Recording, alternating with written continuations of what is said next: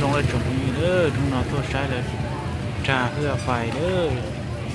เบี้ยเลยเฮต่อนอรอเด้อตัวนี้ต่อนอต่อเลยซื้อนั่งจงต่อเต้าเลยตัวใช้เลยเฮเพื่อไฟchỉ do tiền lớn thâu tao nó lo nó mà cũng mà đi trọ nó này sai ó cũng nhóm lớn nó sư trồng tu sư chờ bỏ chỉ cho rong ta chỉ năng chống táo ý chỉ là hệ tao nó lo mà cũng mà trọ nó này sai đấy năng chống ta năng tua sai không còn sự thiếuเรือเหมุนรถโป๊ต่อวัดเชียงทองขนมขอเลยและแข่งขันการประกวดเรือไฟงามในปังบุญอภสาปวารณาในท่ามกลางบรรยากาศอันเรื่องบันมุนซื่นคึกคืนประดับไปด้วยแสงสีกับปุกไฟเงยน้อยสลักซับซ้อนอย่างสวยสดงดงามที่ประดับที่ยืนตามวัดวาหามและยนต์ทุกพันโดลานเจ้านครนครบาลที่ได้กล่าวเปิดพิธีอย่างเป็นทางการ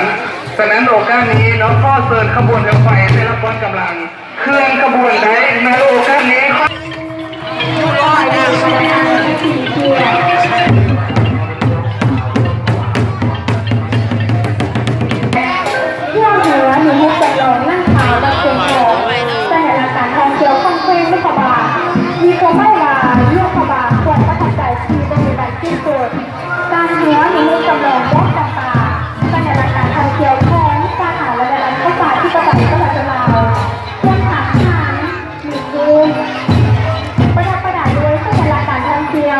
ชุดจำลองการพญานาคที่แสดงเรื่องนักบาลมีพญานาค15ตระกูลท่านนักเด็กและเขียนลากลายชื่อจิโวนาและก็เขียนให้เป็นตะวา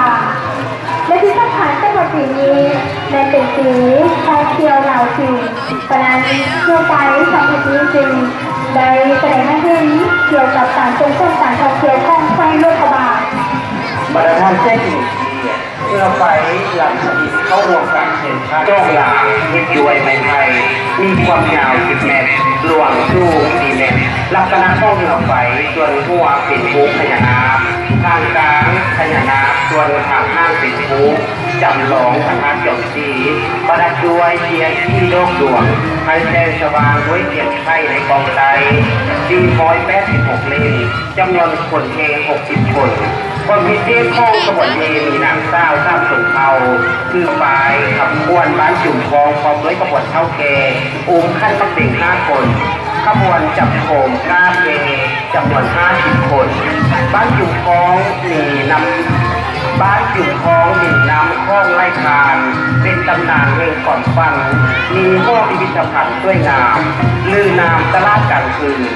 พื้นที่ธุรกิจติดพันกับการท่องเที่ยว